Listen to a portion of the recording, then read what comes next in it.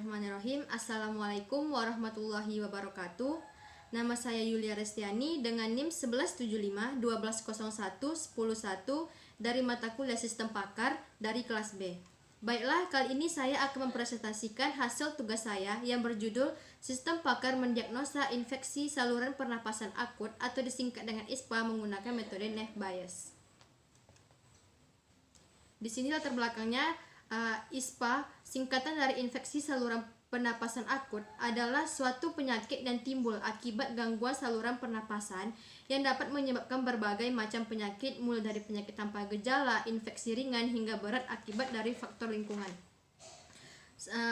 Karena itu, kurangnya pengetahuan masyarakat mengenai gejala dari penyakit ISPA ini dan cara penanganannya maka menjadi salah satu faktor penyebab tingginya angka kematian yang disebabkan oleh penyakit ISPA ini. Oleh karena itu, maka dibutuhkan suatu sistem pakar. Sistem pakar adalah sistem yang dapat memecahkan persoalan dalam komputer berdasarkan pengetahuan manusia. Peran sistem pakar yang disediakan dalam bentuk aplikasi sangat diperlukan untuk membantu seseorang dalam melakukan diagnosa penyakit ISPA secara mudah dan cepat.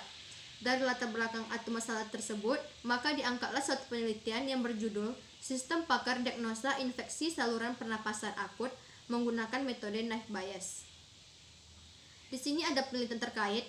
Yang pertama itu dari jurnal yang berjudul Aplikasi Sistem Pakar untuk Diagnosa Penyakit ISPA menggunakan metode Nash Bayes berbasis web.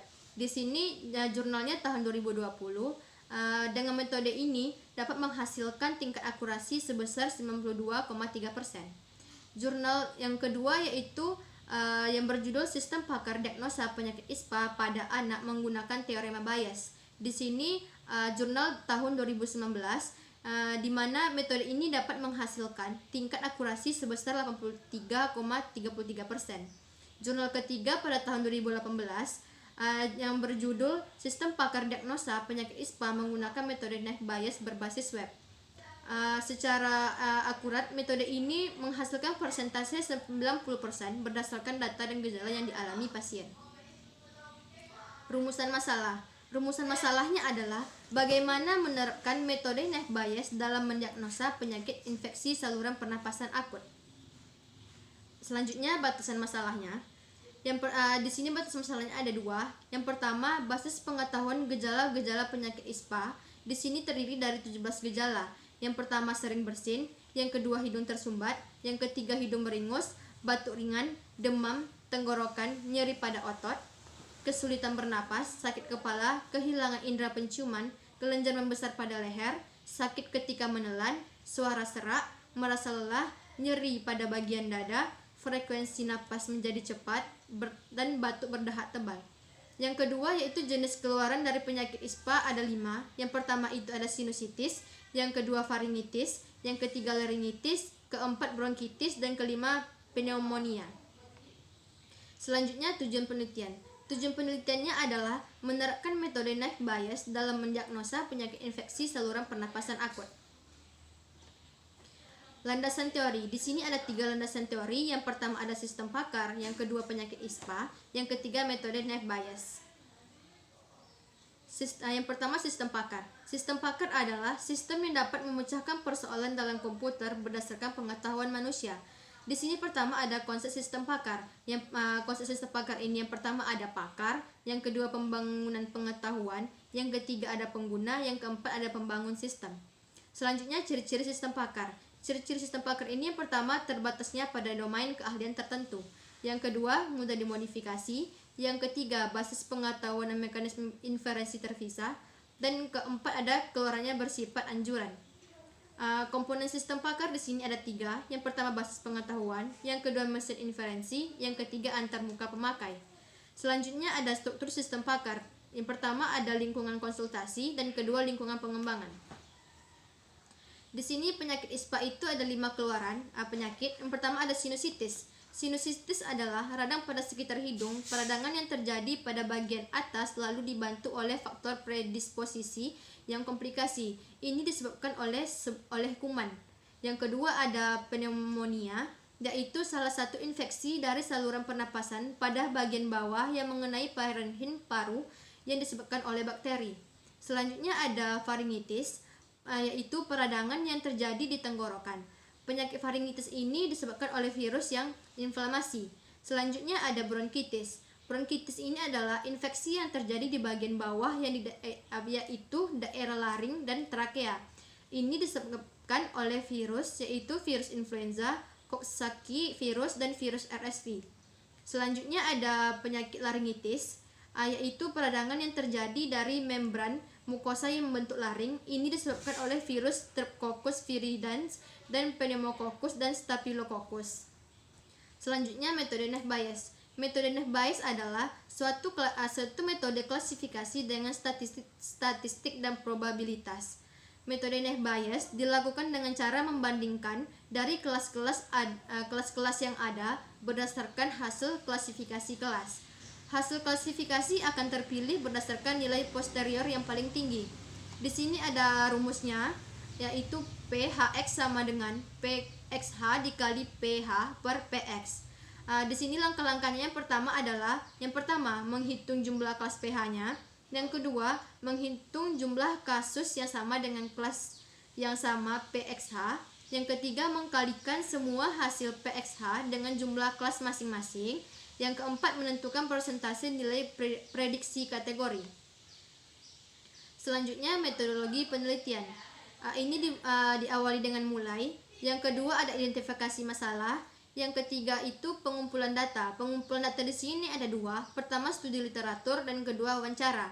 Selanjutnya analisa. Analisa di sini pertama ada analisa kebutuhan data. Yang kedua analisa basis pengetahuan. Yang ketiga analisa fungsional sistem. Dan selanjutnya yaitu perancangan. Yang pertama ada perancangan basis data. Yang kedua ada perancangan struktur menu. Yang ketiga perancangan antarmuka. Selanjutnya implementasi dan dilanjutkan dengan pengujian.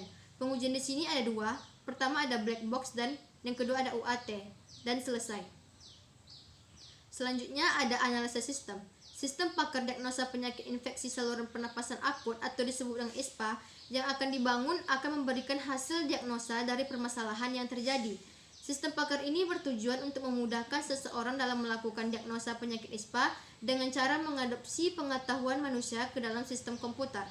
Aplikasi sistem pakar yang dibuat menggunakan metode Neff Bayes dikarenakan metode Neff Bayes ini merupakan metode klasifikasi terbaik dengan probabilitas yang tinggi ketika digunakan dalam perhitungan sistemnya. Dengan bantuan sistem ini, pengguna akan merasa seperti sedang berkonsultasi dengan seorang dokter atau seorang pakar yang menangani penyakit ISPA tersebut.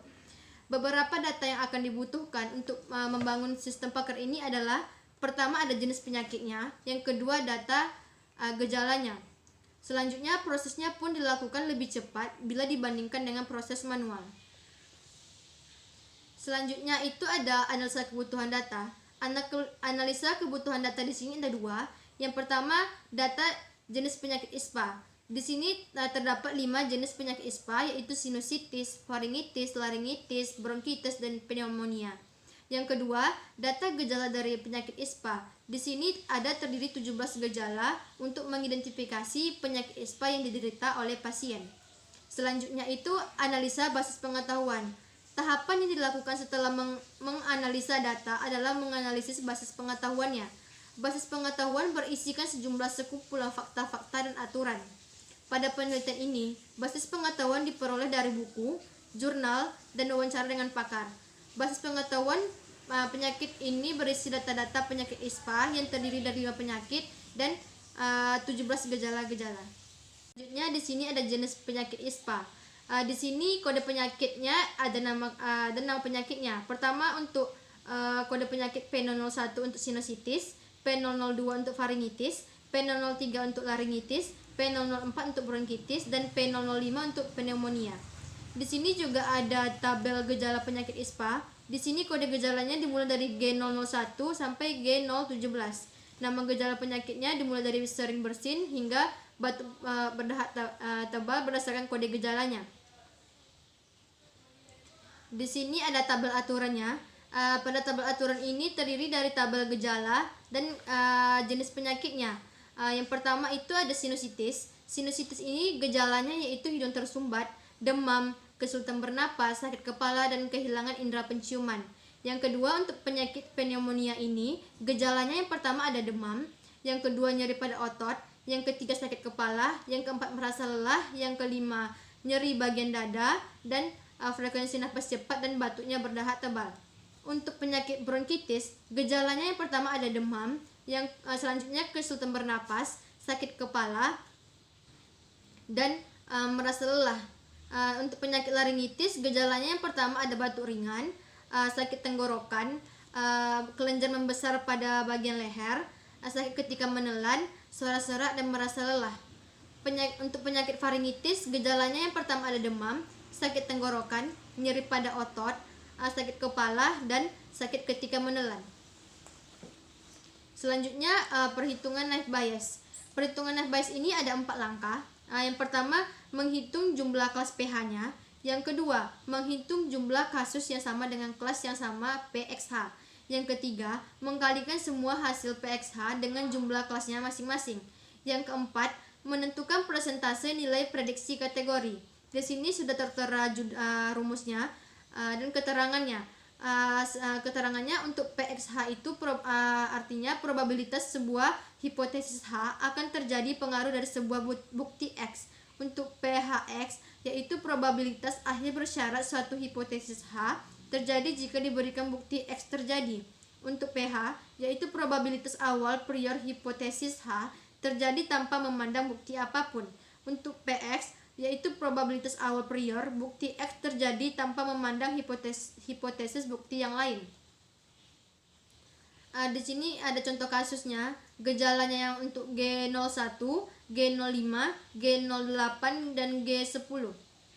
Pertama, kita menghitung jumlah kelas pH-nya, jumlah data sinusitis, faringitis, laringitis, bronkitis, dan pneumonia pada jumlah data latih secara keseluruhan berbanding dengan data latih. Jumlah kelas di mana H sama dengan penyakit.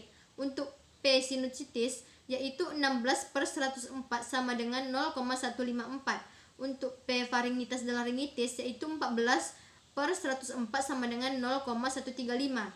Dan untuk bronkitis 20/104 sama dengan 0,192. Dan P pneumonia ini 22/104 sama dengan 0,211. Selanjutnya yang kedua, menghitung jumlah kasus yang sama dengan kelas yang sama PXH-nya.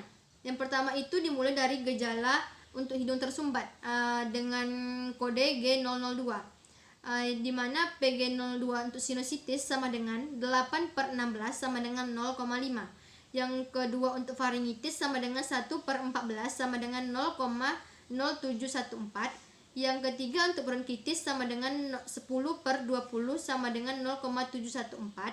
Yang untuk pneumonia 1/22 sama dengan 0,0454. Dan untuk laringitis sama dengan 1/14 sama dengan 0,0174. Dan untuk gejala demam dengan kode G005, untuk sinusitisnya sama dengan 15/16 sama dengan 0,9375. Untuk faringitisnya 13/14 sama dengan 0,9285.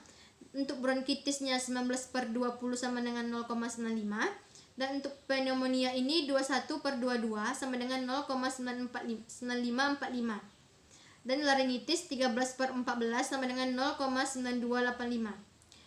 Untuk gejala selanjutnya untuk sakit tenggorokan dengan kode G006, sinusitisnya sama dengan 8/16 sama dengan 0,5. Untuk faringitisnya 7/14 sama dengan 0,5. Bronkitisnya 10/20 sama dengan 0,5. Dan untuk pneumonia 11/22 sama dengan 0,5. Dan laringitis 7/14 sama dengan 0,5. Dan gejala selanjutnya yaitu nyeri pada otot dengan kode G007, di mana untuk sinusitisnya sama dengan 15/16 sama dengan 0,9375. Untuk faringitisnya 13/14 sama dengan 0,9285. Untuk bronkitisnya 10/20 sama dengan 0,5. Dan untuk pneumonia 21/22 sama dengan 0,9545. Dan laringitisnya 13/14 sama dengan 0,9285. Gejala selanjutnya yaitu kesulitan bernapas dengan kode G008. Untuk sinusitisnya sama dengan 8/16 sama dengan 0,5. Yang kedua faringitis yaitu 1/14 sama 0,0714. Yang bronkitis sama dengan 1/20 sama dengan 0,05. Untuk pneumonia ini 1/22 sama dengan 0,0454. Dan untuk laringitis sama dengan 1/14 sama dengan 0,0714. Pada perhitungan setiap gejala cuma melampirkan 5 perhitungan dari 17 perhitungan gejala yang menghasilkan nilai probabilitas dari setiap kelas penyakit berdasarkan gejala yang dialami.